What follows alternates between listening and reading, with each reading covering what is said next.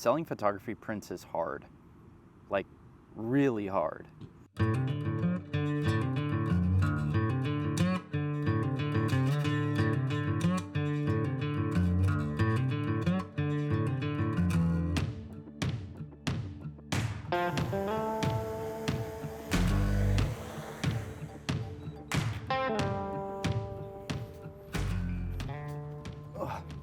Selling photography prints is hard.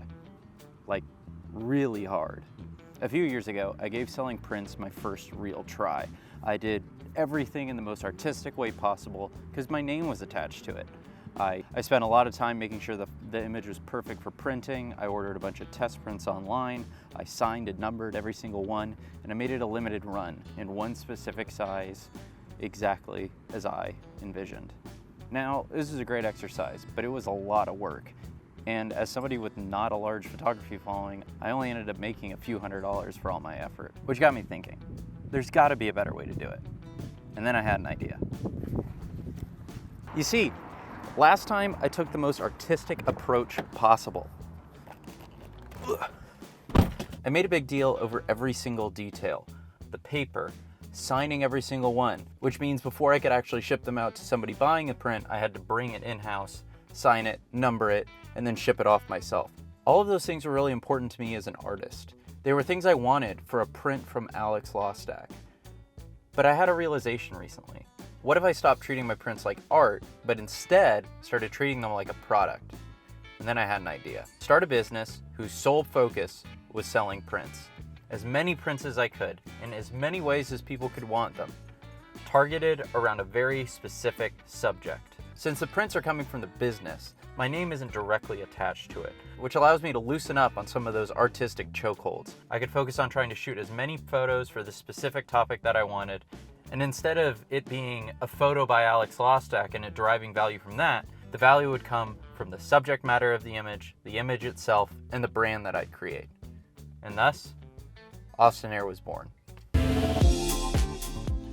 Now, before I can get into what Austinaire is, let's first go over how I came up with this idea and the requirements that I had, so that way, if you want to try to repeat this yourself, you have a guide that you can follow. Also, it's been a few days, I didn't actually just walk in, and I've gotten a haircut and my facial hair looks different, but roll with me. In order for my business to be successful, I knew it had to have a few key aspects. Number one, I knew it had to be a niche, targeted subject that all of my images could focus around. Number two, it had to be repeatable, meaning the subject matter had to be something I could shoot a lot of, ideally in a variety of different ways. Number three, it had to be something I could create a brand around, something that had a unique style and feel. Number four, it had to be something I enjoyed shooting. I didn't want to start a business photographing portraits of people throughout the city, because that's not something I'm really interested in. Number five, it needed to have a built-in audience, even if it was something I only had a little bit of access to, but something that I could tap into to get everything started. Austinaire checks all of these boxes. In short, it's an online photography print shop for aerial photography of Austin. So, how does it hold up against my requirements? So, for number one, it's a niche subject matter. Aerial photography of Austin. Very easy to understand, very small scope. Number two, it's easily repeatable. I can shoot all over the city. And since Austin has so much to offer, there's a variety of different ways I can do that, whether that's city skyline shots, nature shots in the greenbelt, or water shots of people paddleboarding. There's a lot I can dive into if I want. Number three, this one was easy. Very shortly after I came up with the idea from Austinaire, I knew exactly what I wanted to create. The idea of this imaginary, vintage-inspired airline was super cool to me. I spent a lot of time digging into old travel posters and old airline branding, and I knew the moment I came up with the idea that I had something that I could build around. And number four, I love drone photography, and I'm consistently trying to get more time shooting up in the sky and getting more practice with my drone. So starting a business that requires me to do more of that is perfect. And for number five, my built-in audience, I've lived in the city for over a decade. I went to university here, so I have a community, regardless of how small it is, that I can tap into in order to get this thing going. So, with a business idea that met all of my key requirements for this project, I got to work and set off on the process for making Austinaire into a reality. The first thing I needed was a domain and a website. I decided to go with Squarespace because I've used them for a variety of sites in the past, and they have really great tools for everything that I needed. Adding a bunch of images, and plugging into external sources for payment processing, and then more importantly, printing my images. I started small with only the necessary pages that I needed, my shop page, my about page, and a page to contact me. No extra fluff from the jump. The goal was to just get this thing out the door as fast as possible and start to test to see if I could make any money. Once the base of the site was done, I needed to find a printer.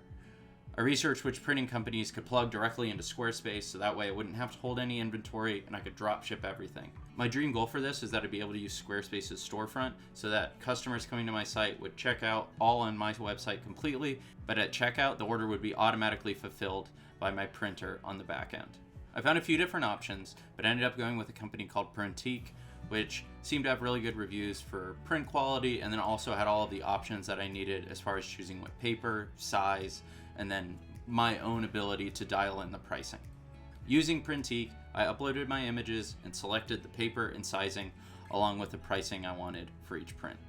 This was the first point in this process where that product and business mentality started to come into play. Faced with different paper options and sizing and pricing, the artist in me wanted to be very limited and very precise with what my vision for each of these photos was. I didn't want to sell prints in small sizes, and there were certain aspect ratios that didn't seem right to me. But the business mind won over, and I made selections on what I thought would be the best selling papers, sizes, and pricing. Priced low enough so they'd be easily affordable and primed for an impulse purchase. With my photos uploaded, I made sure everything worked with my storefront in Squarespace and tidied everything up, and everything was good to go. All I needed to do was the branding. As I mentioned earlier, the brand for Awesome came into my mind pretty quickly whenever I had the idea. I wanted it to look like some sort of vintage airline. So I started by looking at a bunch of different vintage travel posters and airline branding, which led me to select my two main colors, which was this nice off-white and this very muted blue. With those colors in mind and this overall mood I was going for, I dove into Illustrator, started designing my logo, and ended up with this. With my new sweet logo and my colors done, I updated the Squarespace site to hold the logo and match this branding guide that I'd created, and then also plugged into this other website called Printful in order to be able to drop ship merch. So I added stickers and shirts just in case people wanted to rep the Awesome brand as their new favorite airline. And with that, Awesome was ready for takeoff. As a trial run, I had my fiance go through the site and order a small test print of one of the images that I'd hosted. Everything worked from payment processing to printing, and about a week later, I got this in the mail, my first Awesome print. So all that's left to get this flight up to cruising altitude is to start getting the word out and trying to get some business in. This is my first step in this journey of trying to see if I can get this business off the ground and see if selling prints from the standpoint of looking at them as a product and creating a business around a subject is actually something that will work instead of relying on having a following as an artist. I'll be documenting it as I go, trying to figure out how to get word out. So if you're interested in how this will all develop, or if you're trying to do the same thing and just want to learn along with me, be sure to subscribe. Have a great rest of your week. And if you're interested in a video of me actually shooting some photography, check out this video where I'm photographing black and white film throughout the streets of London. I'll see you guys in the next one.